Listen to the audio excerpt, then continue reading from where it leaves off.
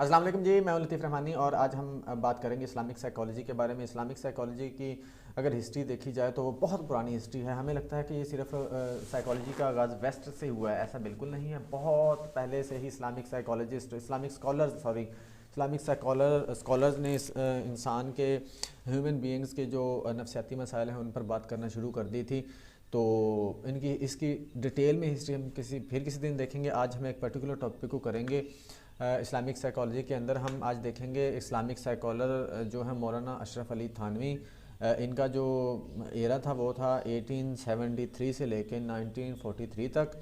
तो इनको देखते हैं जी इन्होंने कौन कौन से काम किए हैं और किस तरह से साइकोलॉजी में काम वर्क किया है अपना। अशरफ अली थानवी, इनको पहले थोड़ा सा हम देख लेते हैं जी। Introduction. Ashraf Ali Thanvi refer to by many South Asian Muslims as a physician of the Muslims. इनको फिजिशियन ऑफ मुस्लिम्स भी बोला जाता है, यानी कि हकीमुल उम्मत भी बोला जाता है। अगर हम इनको दूसरे अल्फाज में बोले, रिफॉर्मर ऑफ द नेशन भी बोला जाता है, यानी कि मुजद्दिदुल मिल्लत भी कहा जाता है। ये इनके खिताबात थे। Is a towering figure of Islamic revival and reawakening of South Asia in 20th century. इनको 20th सेंचुरी का वो टावरिंग फिगर बोला जाता है, यानी कि वो मेन फिगर बोला जाता है जिनकी वजह से रिवाइवल किया है इस्लामिक साइकोलॉजी ने। इनकी मैंने आपको बताया कि बहुत पहले से इस्लामिक साइकोलॉजी पे काम हो रहा है। साइकोलॉजी में इस्लामिक फ़िलासफ़र्स की जानिब से, स्कॉलर्स की जानिब से काम हो रहा है। लेकिन 20th सेंचुरी में अशरफ अली थानवी वो मेन बोले जाते हैं, one of the main scholars of Islamic psychology who cause the revival of Islamic psychology, जो कि वजह बने हैं इस्लामिक साइकोलॉजी के रिवाइवल की। Thanvi was an well known Muslim theologian, Sufi mystic and creative author of numerous books. इनको Islamic theologian बोला जाता है, सूफ़ी मिस्टिक भी बोला जाता है। उसके साथ साथ ही इन्होंने बहुत सी बुक्स भी राइट कर रखी हैं, बहुत सी बुक्स भी इन्होंने लिखी हैं। Thanvi is posited by his followers as a reformer of the masses. इनको रिफॉर्मर बोला जाता है अवाम का। उसके बाद एन एग्जाम्पलरी स्पिरिचुअल गाइड भी बोला जाता है, यानी शेख बोला जाता है इनको। उसके बाद सक्सेसफुल ऑथर, बहुत कामयाब मुसन्नफ़ भी हैं, स्पिरिचुअल ज्यूरिस्ट भी हैं। उसके साथ साथ इंटेलेक्चुअल शेख भी इनको बोला जाता है इस्लामिक ट्रेडिशन के अंदर। ठीक है जी, आगे बढ़ते हैं। The most famous books of Ashraf Ali Thanvi include the famous books, वो one of the famous books is Bahishti Zewar. इनके बहुत मशहूर बुक है, किताब है बहिश्ती ज़ेवर। उसके साथ साथ तरबियतुल शालिक भी इनकी एक बहुत फेमस बुक है। बहुत सारी बुक्स इन्होंने लिख रखी हैं, एग्जैक्ट मुझे फिगर याद नहीं है, लेकिन उनमें से जो बहुत ही फेमस हैं वो ये दो बुक्स हैं। अकॉर्डिंग टू थानवी, अब इनकी जो साइकोलॉजी के हवाले से खिदमात है या काम है वो स्टार्ट होने जा रहे हैं। हम देखते हैं क्या क्या काम किया। According to Thanvi, child is born with innocent nature. इनका ख्याल था कि जो बच्चा है इनोसेंट नेचर के साथ पैदा होता है, ये इनका नज़रिया था। ही learns good and bad things from environment. वो कहता है बच्चा इनोसेंट नेचर के साथ पैदा होता है, वो अच्छा या बुरा अपने इन्वायरमेंट से सीखता है। उसको इन्वायरमेंट सिखाता है, उसको इन्वायरमेंट शेप करता है उसकी साइकोलॉजी को। तो इस तरह भी इसको देखा जा सकता है। ये वाला इनका कॉन्सेप्ट है जो इनोसेंट नेचर, ये मिलता है जॉन लॉक से। जॉन लॉक ने बोला था कि बच्चा ब्लैंक स्लेट के तौर पर पैदा होता है, उस पर हम जो मर्जी लिखना चाहें लिख सकते हैं। ये वाला कॉन्सेप्ट उनके साथ मिलता है इनका। His work is identified by the 3 titles. इनका जो काम है 3 कैटेगरीज में डिवाइड किया गया है। पहला है पर्सनैलिटी थ्योरी, दूसरा causes and classification of disease and तीसरा है जी ट्रीटमेंट्स और थेरेपीज़। देखते हैं जी एक एक करके। पर्सनैलिटी थ्योरी क्या है?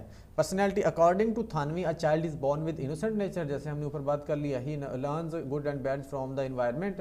3 types of nerves are developed in his personality. 3 तरह के जो नर्व्स होते हैं इसकी पर्सनैलिटी में डेवलप होते हैं इस्लामिक पर्सपेक्टिव के हवाले से अगर बात करें। पहला है नफ्स अम्मारा। वो कहते हैं कि नफ्स अम्मारा वो नफ्स होता है जो हमें गुनाह की तरफ लेके जाता है, टर्निंग टू एवल, जो हमें सिन की तरफ लेके जाता है, गुनाह की तरफ लेके जाता है, जो हमें बुराई की तरफ लेके जाता है। इसको उन्होंने नफ्स अम्मारा बोला है। नफ्स लवामा, ये उन्होंने बोला है कर्सिंग आफ्टर सिन। ये वो वाला नफ्स है जो अगर जब हम गुनाह कर लेते हैं उसके बाद जो पछतावा होता है वो इसकी वजह से होता है। ये हमें पछताने पे मजबूर करता है, ये हमें पछतावे की तरफ लेके जाता है। उसके बाद है जी नफ्स मुतमइन्ना। नफ्स मुतमइन्ना होता है, वो कहता है फॉलोइंग डिवाइंस। ये पूरे तौर पर इखलाकियात को फॉलो करता है, मॉरल प्रिंसिपल पे काम करता है, मोरालिटी को फॉलो करता है। हर काम को देख के, कोई भी काम अगर करना होगा तो ये मोरालिटी को देख के फॉलो करके ये काम करेगा। अब ये वाले जो इनका जो कॉन्सेप्ट है ये मिलता जुलता है सिगमंड फ्राइड के कॉन्सेप्ट इड, ईगो और सुपर ईगो से। ये इड, इसको इड से रिलेट किया जा सकता है, इसको ईगो से, और इसको सुपर ईगो से। तो इस तरह से रिलेट भी करते जाएंगे ताकि ये हमें ना जहन में बैठता जाए। उसके बाद आ जाता है जी इनकी जो सेकंड है कॉजेज ऑफ डिजीज़ के कॉजेज इन्होंने कौन कौन से बताए। When a human being becomes detached from religion and goes away from God it makes it worthless. इनका ख्याल था कि जब बंदा अपने रिलीजन से डिटैच हो जाता है, रिलीजन से दूर हो जाता है, and goes away from God, God से दूर हो जाता है, इट मेक्स हिम वर्थलेस, ये चीज़ इसको वर्थलेस बना देती है। जब इंसान अपने रिलीजन से या गॉड से डिटैच हो जाता है, दूर हो जाता है, तो ये इसको वर्थलेस बना देती है। अब ये क्या करती है, this also removes a distinction between good and bad, ये चीज़ इसको गुड एंड बैड में फ़र्क करने से मतलब बंदा अच्छे और बुरे में फ़र्क नहीं कर सकता, डिफरेंस नहीं कर पाता। Grid and material gain becomes all important goal of one's life in the world. उसका कहते हैं जब इस तरफ वो चल पड़ता है तो फिर वो लालच यानी कि ग्रीड और मटेरियल गेन उसका मकसद बन जाता है उसकी ज़िंदगी का। This worldly gain and greed expose one two mental disease. जब बंदा इस चीज़ में चला जाता है, ये एडिक्शन में चला जाता है, लालच में या फिर मटेरियल गेन में चला जाता है, तो फिर वो कहते हैं ये वजह बनता है मेंटल डिजीज़ की। ये अशरफ अली थानवी साहब का कहना है कि फिर वो मेंटल डिजीज़ की तरफ चला जाता है। अकॉर्डिंग टू द मौलाना there are two forces within a human beings. दो तरह की फोर्सेस होती हैं, वो कहते हैं एक कंस्ट्रक्टिव फोर्स होती है और दूसरी डिस्ट्रक्टिव फोर्स होती है इंसान के अंदर। He lays great emphasis on training of the child so as to strike balance between the two forces. वो कहता है इन दोनों फोर्सेस के दरमियान में आपने लाजमी तौर पर बैलेंस रखना है, बच्चे को सिखाना है कि किस तरह से उसकी ट्रेनिंग की जाए कि वो इन दोनों फोर्सेस यानी कि कंस्ट्रक्टिव फोर्स और डिस्ट्रक्टिव फोर्स में बैलेंस मेंटेन रख सके।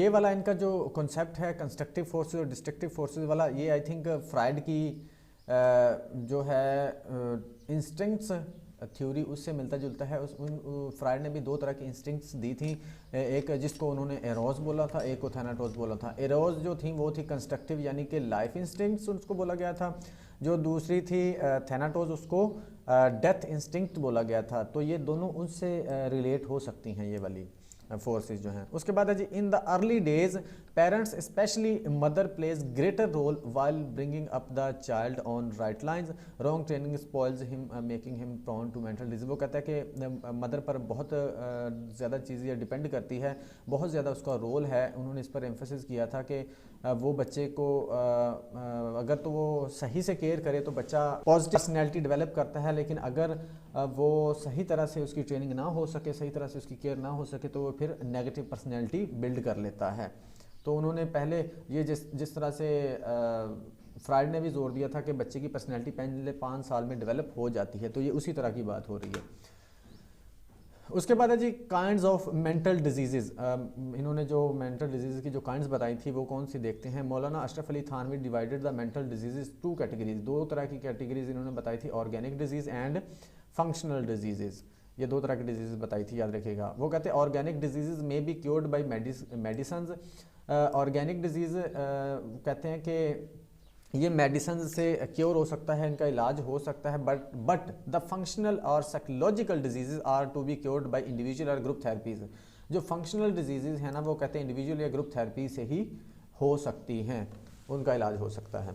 उसके बाद है जी in the individual therapy the disturbed individual is made to understand his own self known as right path. Individual therapy का वो कहते हैं मकसद होता है कि जो इंडिविजुअल है ना, जो डिस्टर्ब इंडिविजुअल है वो क्या करता है, to understand his own self. इसका मकसद होता है कि वो खुद को समझ सके, जो इंडिविजुअल है इंडिविजुअल थेरेपी में। उसके बाद जिसको उन्होंने बोला था नोन एज राइट पाथ, अगर इस्लामिक व्यू से देखा जाए तो इसको राइट पाथ बोला गया है। इंडिविजुअल थेरेपी में कोशिश की जाती है कि वो खुद को समझ सके, अपने पोटेंशियल को समझ सके, जिससे कार्ल रोजर ने भी बोला है।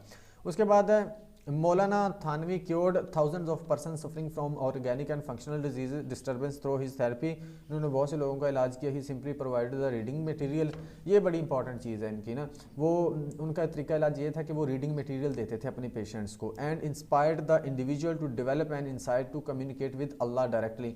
वो पढ़ने के लिए चीज़ें मटेरियल देते थे कि इसको रीड करो इस तरह से वो क्या कहते थे कि खुद से वो इंसाइट गेन करता था पेशेंट, और वो इस चीज़ पे भी जोर देते थे, उनको इंस्पायर करते थे कि वो डायरेक्ट इंसाइट हासिल करने के बाद कम्युनिकेट करें विद अल्लाह, अल्लाह के साथ कम्युनिकेट करें। For the group therapy, group therapy में क्या होता था, Maulana Thanvi invited his patients to his खानका, अपनी खानका पे बुलाते थे। जैसे आजकल हम क्लिनिक कह देते हैं, वैसे इनकी इस्लामिक पर्सपेक्टिव में आपको पता है इस्लामिक जो हिस्ट्री है उसमें खानका या दरगाह वगैरह होती है। To stay with other members of the group, दूसरे लोगों के साथ उनको रखा जाता था। And assign them different responsibilities, उनको डिफरेंट जिम्मेदारियाँ या रिस्पॉन्सिबिलिटीज़ असाइन की जाती थी कि वो परफॉर्म करें, और फिर परफॉर्म करने के बाद उनमें डिफरेंट चेंजेस आते थे, बेहतरी आती थी, इंप्रूवमेंट आती थी। As they lived together in a group, वो ग्रुप में रहते थे, they were trained and guided to live a normal life. वो ग्रुप में रहते थे तो उनको ट्रेन किया जाता था और गाइड किया जाता है नॉर्मल लाइफ गुजारने के लिए। उसके बाद जी थानवीज थेरेपी अप्रोचेज़, उनकी जो अप्रोचेज़ हैं वो किस तरह कैसे वो मतलब के थेरेपीज़ देते थे, देखते हैं। Before asking an individual to come down for therapy और ट्रीटमेंट या थेरेपी करने से पहले ही made it absolutely clear that his therapeutic techniques do not lead to the following.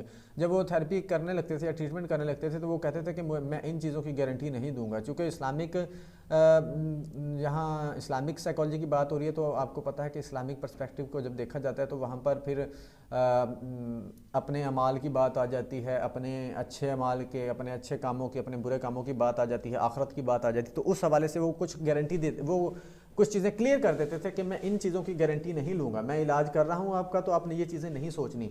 जैसे कि मिरेकल एंड कश्फ, यानी कि ये नहीं सोचना कि कोई मौजा हो जाएगा। उसके बाद guarantee for forgiveness on the day of judgement, मैं आपको ये गारंटी नहीं दूंगा कि आप अगर आप मुझसे इलाज करवाएंगे या आप मेरे थ्रू इलाज होगा आपका तो आपको आखिरत में निजात मिल जाएगी, ये गारंटी नहीं है मेरी तरफ से। From promise of material gain और बेटर प्रॉस्पेक्ट्स इन लाइफ, यानी कि इस चीज़ की भी गारंटी या वादा मैं नहीं करूँगा कि आपको इसके बाद बहुत कुछ हासिल होगा अपनी ज़िंदगी में।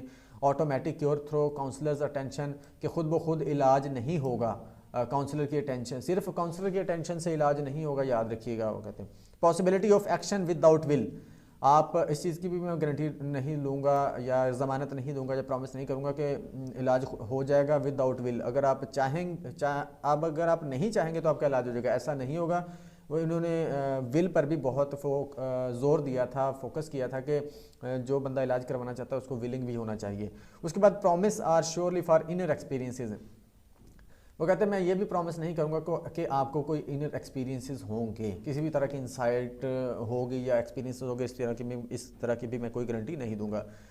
ठीक है जी, ये कुछ इन्होंने पहले ही क्लियर कर देते थे जब भी कोई थेरेपी या ट्रीटमेंट देते थे। Maulana Ashraf Ali Thanvi believed in individual potentialities and qualities of human beings, ये पोटेंशियल जो इंडिविजुअल का होता है उस पर फोकस करते थे, उस पर जोर देते थे, और क्वालिटीज़ ऑफ ह्यूमन बीइंग्स यानी कि जो क्वालिटीज़ होती हैं, जैसे कार्ल रॉजर ने भी बोला है, एल्फ्रेड एडलर ने भी बोला है आइडियल सेल्फ और रियल सेल्फ। उसके बाद मतलब कि बहुत से लोगों ने जैसे ह्यूमनिस्टिक साइकोलॉजी के अंदर भी बोला गया है कि इंसान के अंदर पोटेंशियल होता है जिसको उन्होंने सेल्फ एक्चुअलाइजेशन बोला है, तो ये उस तरह की बात हो रही है। उसके बाद मौलाना Ashraf Ali Thanvi emphasise the importance of the patient's own will, जैसे हमने ऊपर भी बात की है कि अपनी विल पर, ओन विल पर ज़्यादा जोर दिया उन्होंने। And effort in the cure of disease और इलनेस, वो इस पर ज़्यादा जोर देते थे कि ये डिपेंड करता है कि उसका बीमारी का इलाज होगा या नहीं, अब पेशेंट की ओन विल, उसकी विल पर या एफर्ट पर ही ये डिपेंड करता है कि उसका इलाज होगा या नहीं, या वो ठीक हो सकेगा या नहीं। द काउंसलर, जिसे पीर भी बोला जाता है इस्लामिक पर्सपेक्टिव में, only assist the patient to understand causes of disease, वो कहता है कि जो काउंसलर होता है सिर्फ असिस्ट करता है, जिसे कार्ल रॉजर ने भी बोला है कि सिर्फ असिस्ट करेगा या फैसिलिटेट करेगा जो काउंसलर होता है पेशेंट को, to understand the causes and disease, causes वगैरह अंडरस्टैंड करने के लिए, जो एडवर्स फैक्टर है उनको अंडरस्टैंड करने के लिए, खुद को समझने के लिए, अंडरस्टैंड करने के लिए उसको सिर्फ असिस्ट करता है। The patient should have full faith and confidence in the counsellor and do as advise, patient को पूरा एतमाद, कॉन्फिडेंस होना चाहिए उसके काउंसलर के ऊपर और उसको वही करना चाहिए जैसा उसको बोला जाता है। उसके बाद जी काइंड्स ऑफ थेरेपीज, दो तरह की थेरेपीज इन्होंने दी थी, रीडिंग थेरेपी जिसको इंडिविजुअल थेरेपी बोला जाता है, उसके बाद कम्युनिकेशन थेरेपी जिसको ग्रुप थेरेपी भी बोला जाता है। तो इसको देखते हैं क्या करके। रीडिंग थेरेपी क्या है, this association was developed through an exchange of letters. Reading therapy में क्या किया जाता था, लेटर्स का को एक्सचेंज किया जाता था। यानी मौलाना थानवी साहब कहते थे कि आप हमें लिख के भेज दें जो आपको प्रॉब्लम है, तो बाद में फिर उसको लिख कर ही एडवाइस कर दिया जाता था। ये एक तरह का ना रेपो बिल्डिंग हो रही है, यहाँ पर रेपो बिल्ड की जाती थी लेटर्स के through. The patient must be conscious of his anxiety and explain his trouble in writing. वो उसको लाजमी पता होना चाहिए अपनी प्रॉब्लम के बारे में, उसके बाद जो और उसको अपनी जो प्रॉब्लम उसको हो रही है वो एक्सप्लेन करनी होती है उसने राइटिंग में। The therapist believe that some individual needed direct guidance and counselling. फिर जो थेरेपिस्ट है वो कहते हैं कि थेरेपिस्ट इस चीज़ का भी, वो इस चीज़ पे भी जोर देते थे, बिलीव रखते थे कि कुछ इंडिविजुअल्स ऐसे होते हैं, कुछ पेशेंट्स ऐसे होते हैं जिनको डायरेक्ट गाइडेंस की या फिर काउंसलिंग की ज़रूरत होती है, तो फिर उस हिसाब से उनको दी जाती थी। After reading the content of patients letter, उनका कंटेंट पढ़ने के बाद he put some questions to satisfy and prepare his patient for treatment. उनसे कुछ सवालात किए जाते थे और फिर इनको प्रिपेयर किया जाता था ट्रीटमेंट के लिए। यानी कि उनका जो, जिसे आज हम हिस्ट्री लेना भी कहते हैं, हिस्ट्री लेने के बाद पढ़ के उससे कुछ क्वेश्चन किए जाते हैं, उसको प्रिपेयर किया जाता था ट्रीटमेंट के लिए। Maulana Thanvi provided reading material out of religious scholars books to his patients. वो उनको मटेरियल देते थे, जो रिलीजियस स्कॉलर्स होते थे उनकी बुक्स जो लिखी हुई थी उनमें से उनको पढ़ने के मटेरियल देते थे। Reading therapy depends upon the faith in Allah. जो रीडिंग थेरेपी वो कहते हैं ये डिपेंड करती है किस पर, faith in Allah. Based on Muslim philosophy the reading therapy believes that man has definite purpose of life. Muslim philosophy के मुताबिक man has definite purpose of life, इंसान की ज़िंदगी का मकसद होता है। His primary concern is fulfilling this aim. उसका जो कंसर्न है वो इसी एम को पूरा करना होता है, इसी मकसद को फुलफिल करना होता है। The aim of reading therapy is to purify one's soul and seek his pleasure and gratification. Reading therapy का मकसद होता है टू प्यूरिफाई वन सोल, उसकी सोल को प्यूरिफाई करना, and seek his pleasure and gratification. ये इसका रीडिंग थेरेपी का पर्पज़ होता है। उसके बाद है जी कम्युनिकेशन थेरेपी, जिसको ग्रुप थेरेपी भी बोला गया है। In this therapy Maulana Thanvi invites his patients to खानका, यहाँ पर कुछ मिसिंग है थोड़ा सा, invited his patients to his खानका, जिसको अपनी खानका पर बुलाते थे, जिसको इमदादिया कहा गया था। Where people always gather together, जहाँ पर लोग इकट्ठे होते थे। The Maulana use to preach on certain topic which the patients had to listen attentively and act upon as advised. वहाँ पर कुछ टॉपिक्स पर वो बात करते थे और फिर उनको जो पेशेंट्स होते थे, जो लोग बैठे होते थे, उनको कहा जाता था कि इसको गौर से सुने और वैसा ही करें जैसा उनको बोला गया है। He thought sermon was the best spiritual group therapy. इनके मुताबिक जो सरमन है यानी कि खुतबा होता है, खिताब करना होता है, समझाना होता है, ये बेहतरीन थेरेपी है। Spiritual therapy, spiritual group therapy इसको बोला जाता है। The patients uttered again and again what they listened. दो पेशेंट्स होते थे वो क्या करते थे, उसको दोहराते थे बार बार जो वो सुनते थे। इस तरह उनके कहते हैं कि माइंड का, कॉन्शियसनेस का हिस्सा बना दिया जाता था इसको। Remaining near to the therapist was important for effective treatment. वो कहते हैं कि एक इफेक्टिव ट्रीटमेंट उस वक्त होता है जब अगर आप थेरेपिस्ट के करीब रहें या थेरेपिस्ट से मिलते रहें बार बार, तो फिर ट्रीटमेंट इफेक्टिव होता है और अच्छे से हो जाता है। This way of treatment apply to those who fully believe in religion. ये जो ट्रीटमेंट का वे था ये उन पर अप्लाई होता था जो कि रिलीजन पर बिलीव रखते थे। Believe relates to purity of to worthiness of character and nearness to Allah and commitment. कहते हैं कि believe relates to purity of thought होगा यहाँ पर, worthiness of character and nearness to Allah and commitment. ये इन सब चीज़ों से रिलेट करता है आपका बिलीफ। अगर बिलीफ होगा तो चीज़ें सेट होती चली जाती हैं। तो ये था जी मौलाना अशरफ अली थानवी साहब का जो वर्क था साइकोलॉजी से रिलेटेड 20वीं सेंचुरी के। इनको प्रोमिनेंट इस्लामिक स्कॉलर्स माना जाता है और ये भी माना जाता है कि ये 20वीं सेंचुरी में ये उन लोगों में से हैं जिन्होंने रिवाइवल किया है, जिनकी वजह से रिवाइवल हुआ है इस्लामिक साइकोलॉजी का। तो उम्मीद है कि आपको ये वीडियो अच्छी लगी होगी और अगर अच्छी लगी है तो चैनल को सब्सक्राइब कीजिएगा और बेल आइकन को प्रेस करते हुए लाइक और कमेंट भी कर दीजिएगा। आज के लिए इतना है, मिलते हैं नेक्स्ट वीडियो में, तब तक के लिए अल्लाह हाफिज़।